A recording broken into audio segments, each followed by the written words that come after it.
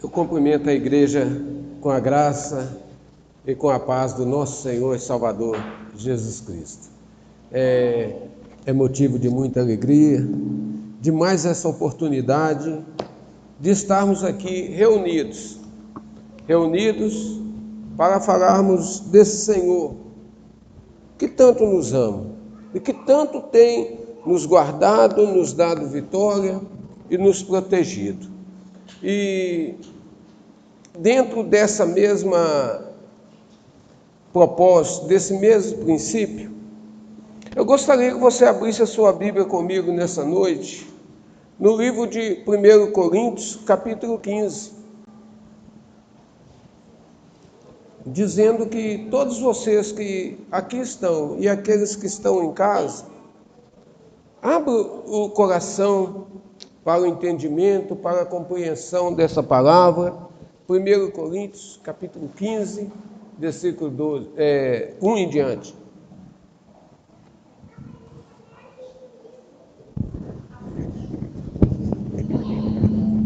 Primeiro Coríntios, capítulo 15, versículo 1. Amém?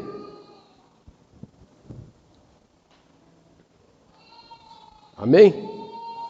A palavra do Senhor diz assim: Irmãos, lembro-vos do evangelho que vos preguei, o qual também recebestes, no qual estáis firme.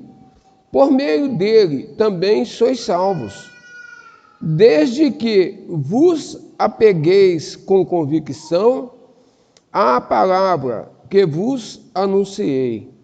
Caso contrário, tendes crido em vão, porquanto o que primeiramente vos transmiti foi o que também recebi, que Cristo morreu pelos nossos pecados, segundo as Escrituras. Foi sepultado, ressuscitou no terceiro dia, conforme as Escrituras, e apareceu a Pedro e depois aos 12. Depois disso, apareceu a mais de 500 irmãos, de uma vez, a maioria dos quais ainda vive, embora alguns já tenham adormecido. Mais tarde, apareceu a Tiago e a todos os apóstolos. Depois de todos, apareceu igualmente a mim, como a um que nasceu fora do tempo, pois sou o menor dos apóstolos, nem mereço ser chamado apóstolo, porquanto persegui a igreja de Deus. Mas, pela graça de Deus, sou o que sou. E a sua graça para comigo não foi inútil. Antes trabalhei mais do que todos eles, todavia, não eu, mas a graça de Deus que vive em mim. Portanto, quer tenha sido eu realizado eles, isto que pregamos é isto que creste. Querido Deus e amado Pai, Senhor, nós te louvamos pela tua palavra, nós te agradecemos, Senhor, pelas oportunidades que o Senhor tem nos concedido de aqui estarmos reunidos no teu nome. Senhor, o Senhor conhece as lutas, as tribulações, o ir, o vir, o caminhar, o assentar, o levantar. O Senhor sabes, ó Pai, de todas as coisas. E nessa noite, ó Pai, eu coloco a igreja do Senhor nas tuas mãos.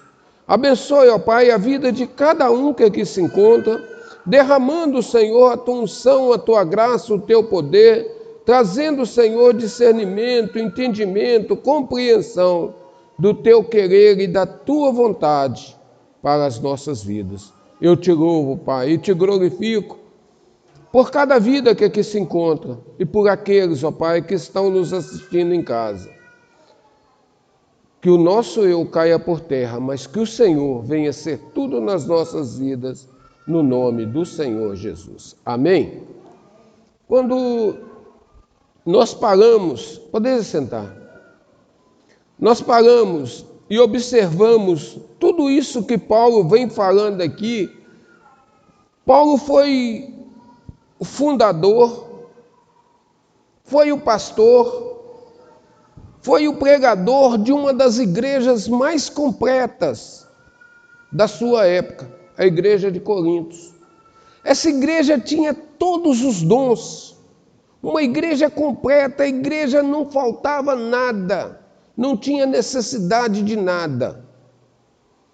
Mas em dados momentos, Paulo agora vai falar assim: olha,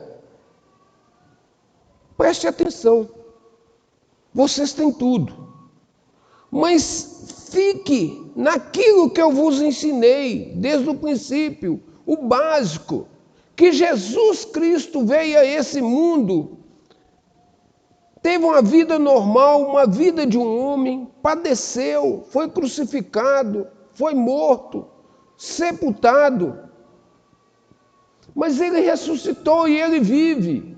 O que Paulo está falando aqui é isso: olha, não saiam desse básico. Isso é o fundamento da nossa fé.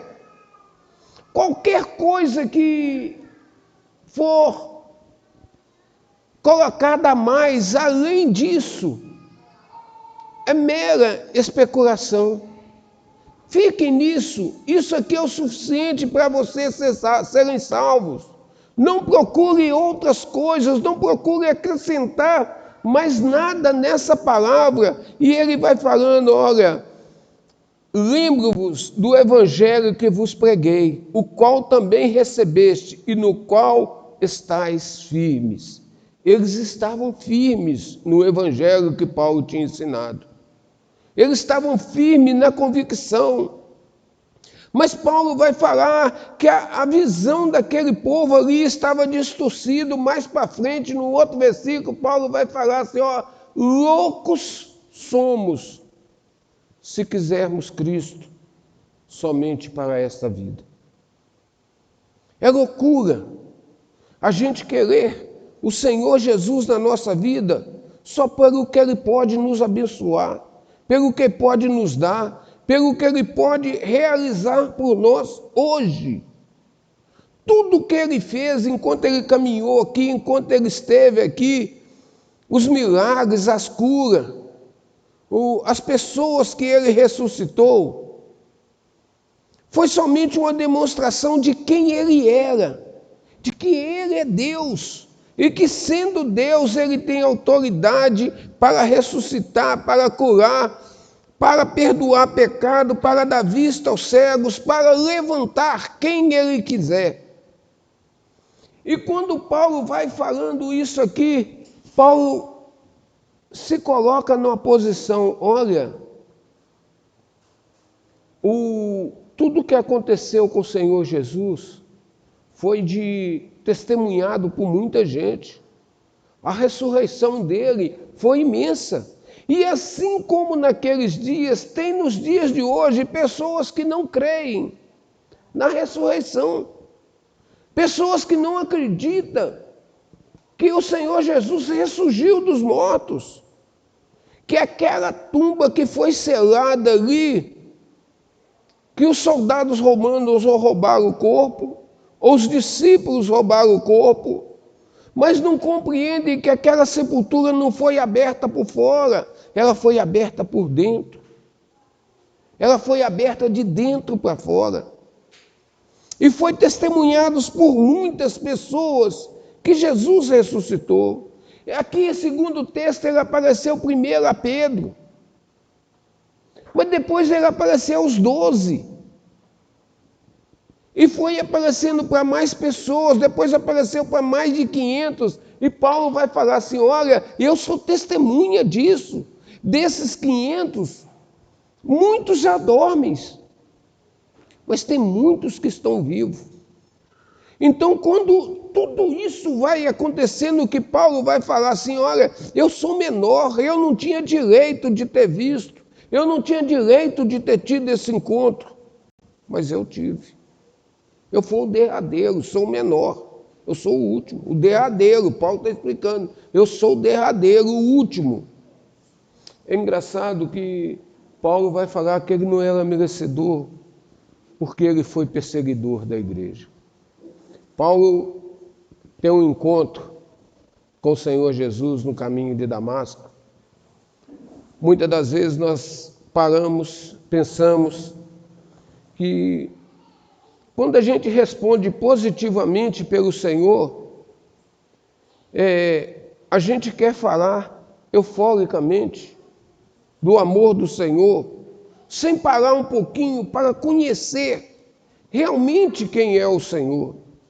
E quando nós olhamos a história de Paulo, Paulo é mais ou menos contemporâneo com o Senhor. Paulo tinha mais ou menos a mesma idade. Pelo que tudo indica, parece que ele nasceu uns 8 a 10 anos depois do Senhor Jesus. Paulo passou 18 anos aos pés de Gamaliel. Mas quando você olha, a realidade é uma só. Enquanto Paulo estava aos pés de Gamaliel, o Senhor Jesus estava instruindo os 12.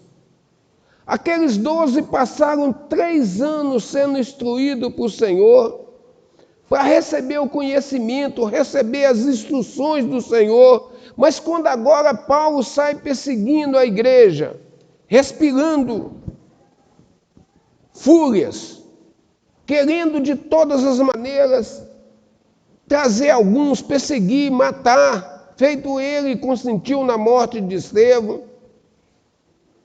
Paulo agora tem um encontro com o Senhor Jesus no caminho de Damasco. E ali vai acontecer toda aquela história que vocês já conhecem, já sabem, aonde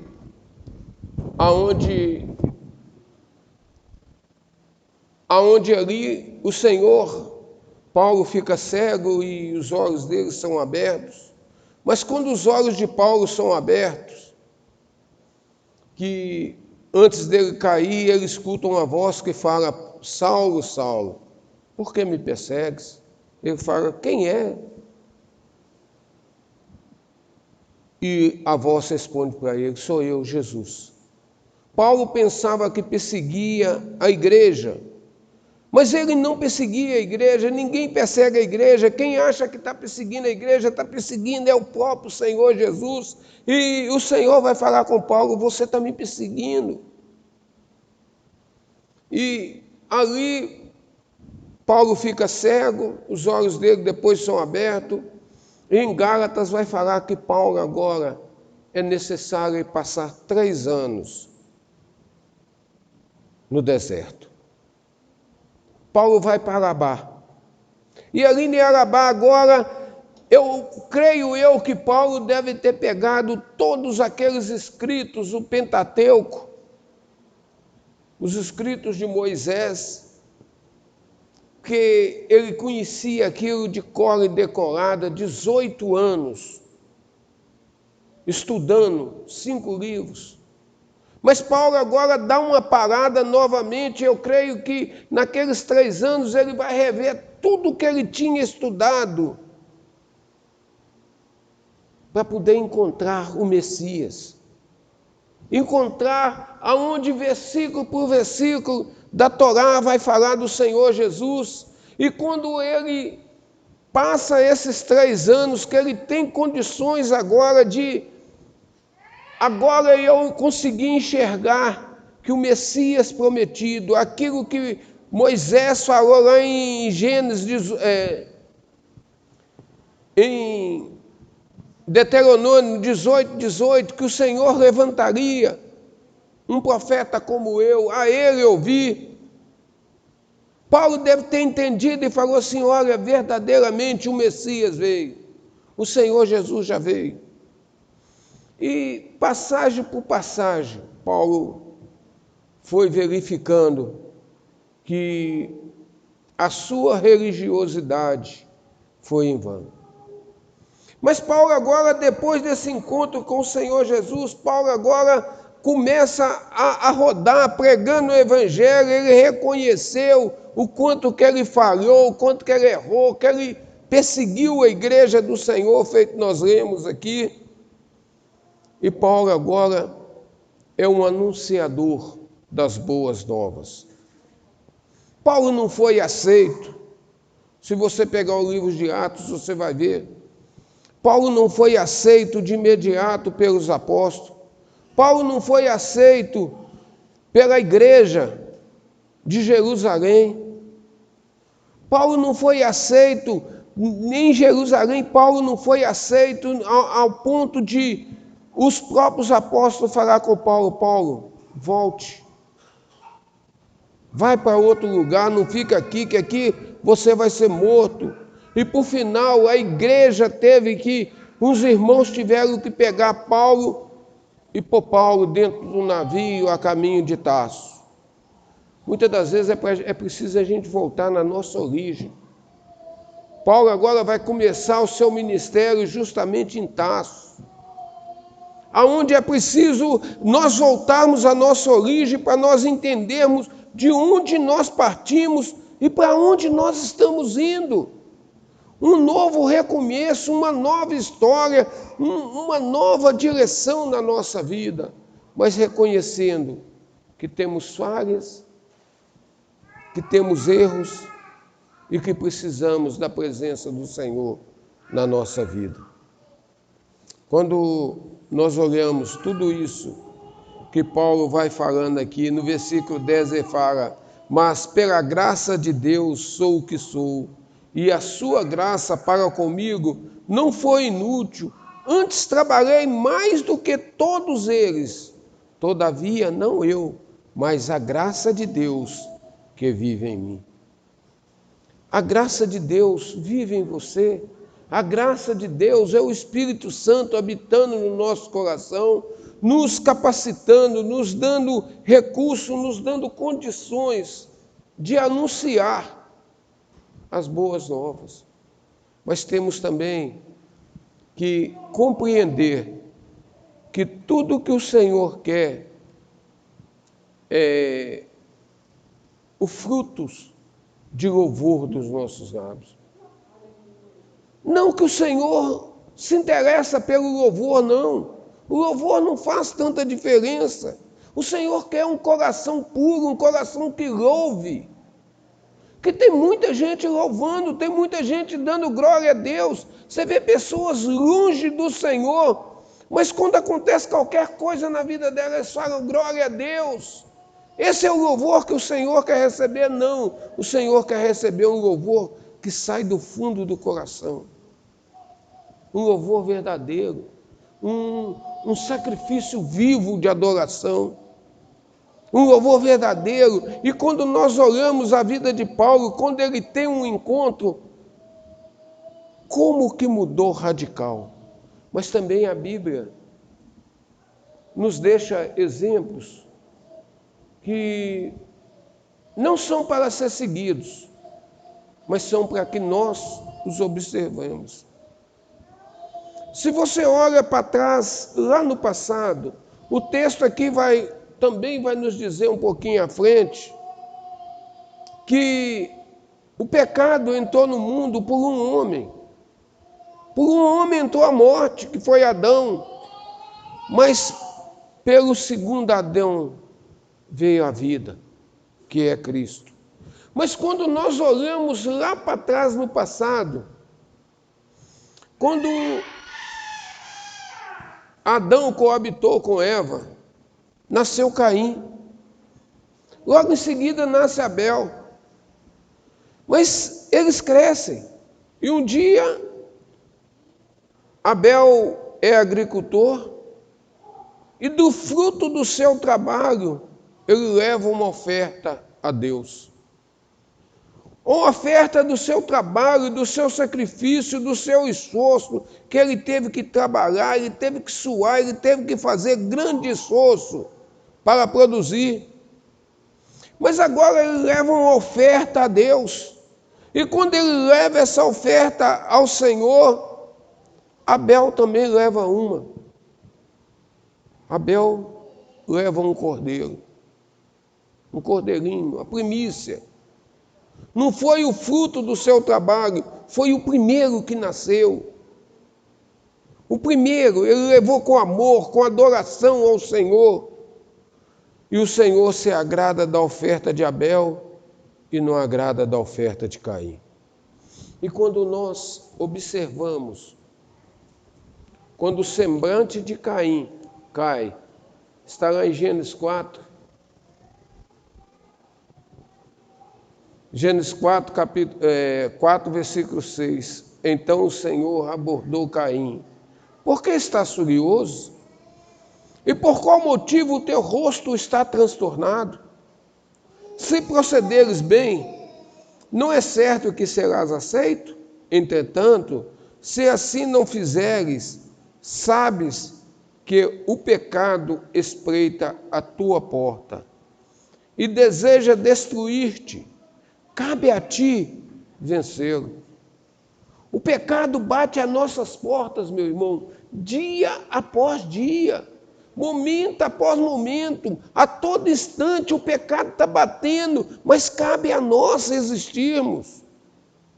E se porventura cairmos, se porventura a tentação for maior do que a nossa força, ou se cairmos sem perceber, o Espírito Santo vai fazer isso aqui, ó, que o Senhor fez com Caim. Avisou.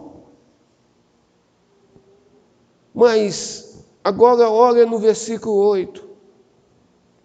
Contudo, propôs Caim a seu irmão Abel: saiamos, vamos ao campo.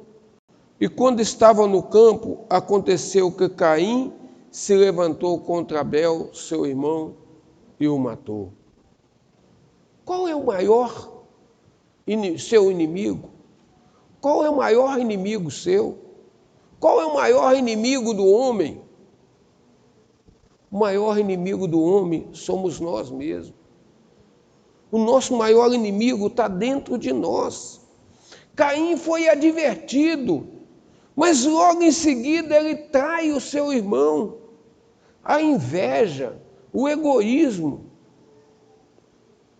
Caim agora chama Abel: vamos no campo. Não mostrou para ele nada, não falou nada. Abel vai como amigo, como irmão, inocente. A Bíblia fala: andarão dois juntos se não houver acordo entre eles. E os dois foram, porque havia um acordo, havia uma amizade, eram irmãos. Mas um coração de um pervertido para o mal. Tudo já traçado, tudo já escondido, tudo já guardado. Não conseguiu de princípio aqui, ó, quando o Senhor fala com ele: se fizeres bem feito, não serás aceito. Então ele sabia como fazer bem feito. Se você olhar a história dos dois, foram criados pela mesma mãe, mamaram nos mesmos seios. O mesmo ensinamento de um, o mesmo ensinamento de outro. Mas por quê? Uma desigualdade de personalidade desse jeito. Por quê? Hoje é muito comum dizer que o homem é segundo o meio que ele vive, que o homem é fruto do meio, é fruto do ambiente, é a amizade que corrompe. Não, aqui não havia ninguém para corromper. A corrupção estava dentro do próprio Caim. Que o meio corrompe, sim, corrompe, mas aqui no caso deles não tinha como ser corrompido pelo ambiente, por amizade, não havia ninguém, só os dois. Mas agora, quando Caim mata Abel, o Senhor novamente volta. No versículo 9, diz assim: então o Senhor inquiriu Caim: onde está o teu irmão Abel? Onde está o teu irmão Abel? Caim sabia tudo que tinha feito. Retrucou Caim: não sei. Acaso sou eu protetor do meu irmão? Sou eu protetor do meu irmão? Eu sou vigia dele? Eu tenho que ficar guardando ele? E exclamou o Senhor: que fizeste? Ouve da terra, o sangue do teu irmão clama a mim. Às vezes nós fazemos coisas que queremos esconder, ou não temos condições, ou às vezes somos até corrigidos quando aceitamos. No caso de Caim aqui, por exemplo, o Senhor agora vai adverti-lo que o sangue de Abel estava clamando da terra. Portanto, agora és amaldiçoado, que é a terra que abriu a boca para tragar a teu irmão, tragar de tuas mãos o sangue de teu irmão. O Senhor agora vai amaldiçoar Caim. Quando cultivares os solos, esse não te fornecerá mais da sua força. Serás um fugitivo errante pelo mundo. É engraçado que quando, um pouco mais à frente, quando um profeta chega diante do sumo sacerdote Eli e fala com Eli: olha, Eli, seus filhos estão errados. O Senhor vai matar os seus 2 filhos de uma vez só, porque você conhece os erros dos seus filhos e não os corrigiu. E quando aquele profeta proclama tudo que iria acontecer com Efoni e Finéias, os filhos de Eli, ele diz simplesmente: fala amém, assim seja. Quando o Senhor chama Samuel, que Samuel, naqueles dias, a luz do tempo já estava se apagando, já se apagava à noite. Quando na Bíblia fala que a chama nunca pode se apagar no altar. E quando o Senhor chama Samuel, a Bíblia fala que naqueles dias a palavra do Senhor era rara. E Samuel não sabia, não conhecia o Senhor ainda. E o Senhor chama Samuel por 3 vezes, e ali fala com Samuel: olha, se ele te chamar de novo, você diz para ele, só diz simplesmente: fala que teu servo ouve. E o Senhor falou com Samuel ali: olha, eu vou fazer grandes coisas. No mesmo dia vai morrer Efoni e Finéias, e eu vou fazer grandes coisas em Israel. E Eli, no outro dia, espreme Samuel: me fala, você tem que me contar tudo o que Deus te falou. E Samuel torna a relatar para Eli tudo o que Deus tinha falado, que mataria Efoni e Finéias.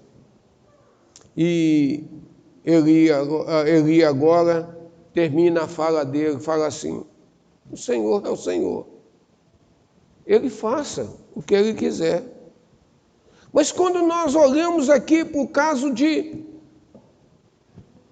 que nós estamos olhando aqui, pelo caso de Caim, quando o Senhor fala com ele: olha, quando cultivares o solo, esse não te fornecerá mais nada. Você será um errante pelo mundo. Caim agora vai apelar com Deus. Caim apelou Caim ao Senhor: meu castigo é maior do que o que posso suportar. Vê hoje, tu me expulsas da terra e terei de me esconder da tua face. Serei um fugitivo errante pelo mundo e qualquer que me encontrar me matará. Dura coisa, meu irmão, é ser repreendido pelo Senhor. Não é repreendido pelo homem, não. É quando a palavra fala que precisamos de consertar, que precisamos de mudar, que precisamos de entender e compreender que o fundamental, feito Paulo está falando lá em Coríntios, é o suficiente. Ali está todo o entendimento. No capítulo 13 de Coríntios, Paulo vai falar sobre o amor. que não adianta ter dom, ele está falando com a igreja de Corinto, não adianta ter todos esses dons que vocês têm, mas se não tiver amor, nada adianta. E nós vimos aqui o caso de Caim. Deus, quando fala com Caim, Caim podia ter pedido perdão, Senhor, me perdoa, errei, Senhor, pequei.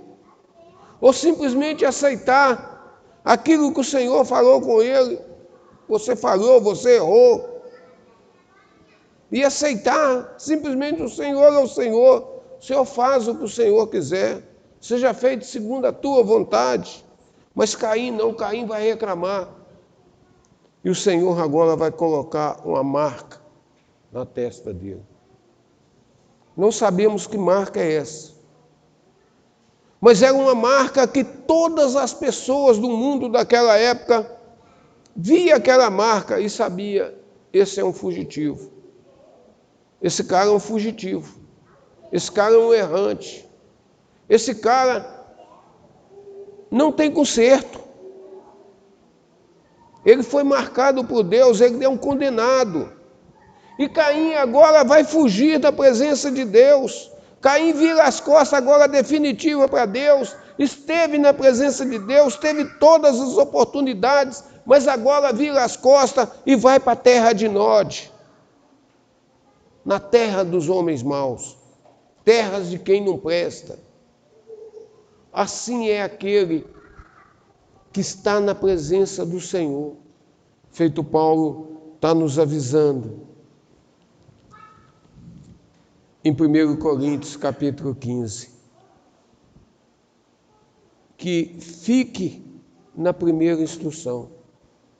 Fique na primeira instrução, sabendo que porquanto o que primeiramente vos transmiti foi o que também recebi, que Cristo morreu pelos nossos pecados, segundo as Escrituras, foi sepultado, ressuscitou ao terceiro dia, conforme as Escrituras, e apareceu a Pedro e apareceu a muitos. A salvação do Senhor é completa. É completa. Basta reconhecermos que somos pecadores, que erramos, que falhamos e que somos carentes da graça e da misericórdia dele. Somos pequeninos demais. Somos muito pequenos para tentarmos discutir, para tentarmos dialogarmos com o Senhor. Nesse ponto aqui, como Caim se debateu, Paulo estava errado, mas quando Paulo caiu no chão, que Paulo viu, que Paulo enxergou aquela luz, aquela voz, falando com ele, Paulo parou. Barnabé, quando o Senhor manda Barnabé, vai lá na casa de Judas, lá tem um homem por nome Saulo, ele está orando. Tem 3 dias que esse homem não come e não bebe, mas em sonhos ele viu você colocando a mão sobre a cabeça dele e a vista dele sendo restaurada. Vai lá. E Barnabé vai falar com o Senhor: Senhor, mas esse homem perseguiu a tua igreja. Esse homem respira ameaças contra o teu povo. E o Senhor fala com ele: vai lá, faça o que eu estou te falando, porque esse homem para mim é um vaso de valor. Dura coisa é recalcitrar contra as ordens do Senhor. Caim passou uma vida que, assim como os outros viam a marca nele que ele tinha, a marca do seu pecado para não ser morto, talvez ele olhava no reflexo da água, se fosse nos dias de hoje no espelho, ele via a sua situação de pecador, via a sua condição. E quantos hoje não estão nessa mesma situação, nessa mesma condição, que muitas das vezes para a noite, às vezes teve uma noite, foi para a balada, está agitado, está naquela alegria, mas quando encosta a cabeça no travesseiro, ele começa a pensar, como está a minha vida? Puxa vida, eu era feliz. Eu estava na presença do Senhor, eu era feliz. Eu tinha uma vida, era simples, faltava muita coisa. Mas eu tinha alegria, eu tinha prazer. Hoje não tem mais nada. E quando você olha a vida de Caim, dali para frente, a sua descendência, poucas gerações depois, como que a maldição vai acompanhando. Levanta-se um homem, um descendente de Caim, e esse homem um dia chama suas duas mulheres. E quando ele chama as suas duas mulheres, ele vai falar com elas: olha, eu matei um homem porque me feriu. Matei um homem porque me feriu. E matei um outro porque pisou no meu pé. Mas é ali agora nós vimos como que as coisas começam a distorcer. Pouco tempo antes, quando Deus criou Adão, quando Deus formou Adão, criou Eva, formou Eva também, o Senhor olha para os dois e fala: não é bom que o homem esteja só. Falei uma ajudadora, uma adjuntora, uma pessoa para estar junto contigo, uma mulher para estar com você. Mas agora, quando você vê a descendência de Caim, já estava com duas mulheres, Ada e Zilá, se não me engano o nome das duas, esposas de Lameque. Ali começa a corrupção. O mal não foi quebrado na vida de Caim. Caim não conseguiu pedir perdão, Caim não conseguiu pedir ao Senhor: Senhor, me perdoa, Senhor, me conserta, Senhor, eu sou pequeno, eu sou pecador, mas sou carente de Ti. E quando nós olhamos, nós vamos ver o quanto precisamos do Senhor. No 1 Coríntios capítulo 15, versículo 19, diz assim: ora, se a nossa esperança em Cristo se restringe apenas a esta vida, somos os mais miseráveis de todos os seres humanos. Aquele que tem esperança no Senhor somente antes da cruz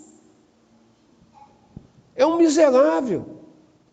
E se você prestar atenção, como tem pessoas correndo somente atrás do milagre, sempre falando com o Senhor: Senhor, faz mais um, Senhor.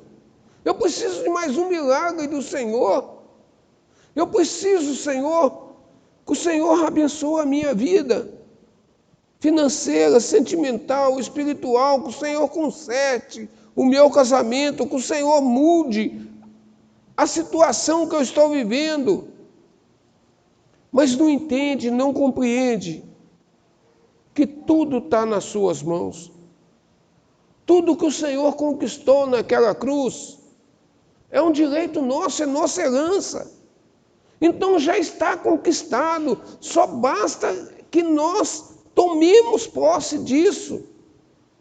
Não aceitar as imposições do inimigo. O inimigo já foi derrotado. O único inimigo que não foi derrotado ainda é a morte, que todos nós vamos ter que passar por ela, seja rico, seja pobre, velho, novo, não interessa, todos teremos que passar por ela. E Paulo continua nos falando, no versículo 21. Aliás, vou ler do 20. No entanto, em realidade, Cristo ressuscitou dentre os mortos, sendo Ele o primeiro dos frutos dentre aqueles que dormiram. O primeiro, se você pegar desde o primeiro homem, até o último, todos estavam dormindo. O primeiro a ressuscitar foi o Senhor Jesus. E no versículo 21, porque assim como a morte veio por um homem, da mesma forma, por um homem veio a ressurreição dos mortos. A ressurreição dos mortos, somente através do Senhor Jesus. Porquanto, assim como em Adão todos morrem, em Cristo todos serão vivificados. Contudo, cada um por sua vez, Cristo o primeiro, logo depois os que são de sua propriedade, na sua vinda.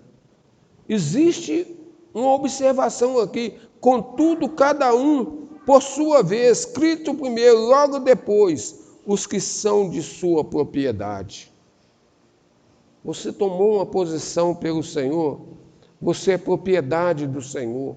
Aqueles que andam errantes, aqueles que andam perdidos, vão vir também, mas depois não serão junto com os salvos, com aqueles que pertencem, que são propriedade do Senhor.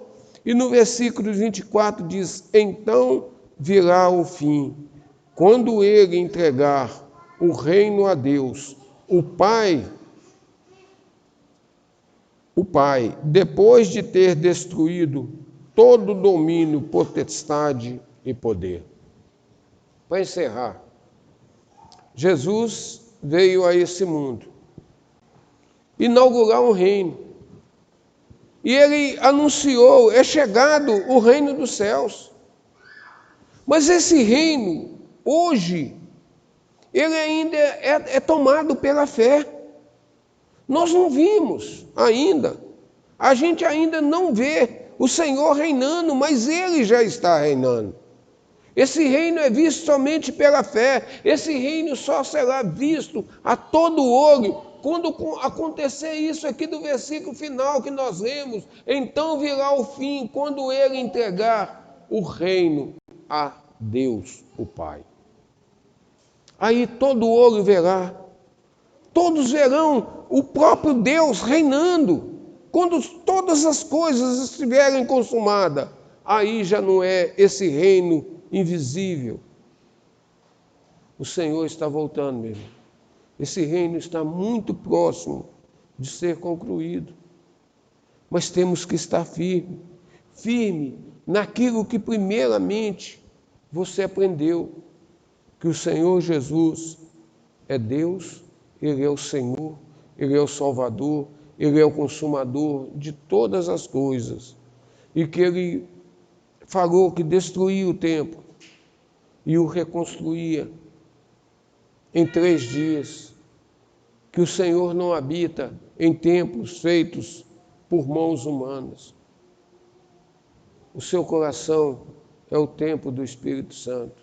É nele que o Senhor habita, é nele que o Senhor faz morada, é Ele que te convence do erro, do pecado e da necessidade de reconhecer que há só um Deus, um só Senhor e um só Salvador.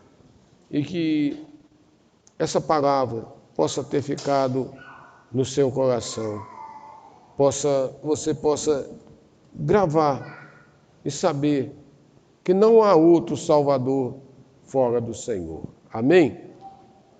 Querido Deus e amado Pai, Senhor, aqui está a Tua igreja. O Senhor conhece as nossas lutas, as nossas dificuldades, as nossas limitações. Mas o Senhor, ó Pai, é quem nos abençoa, nos guarda e nos protege. Abençoa, Senhor, a Tua igreja, essa que está aqui presente e aquela que está nos assistindo. Derrama, Senhor, a Tua unção, a Tua graça, o Teu poder, e que o Senhor abençoe poderosamente a vida de cada um, no nome do Senhor Jesus. Amém?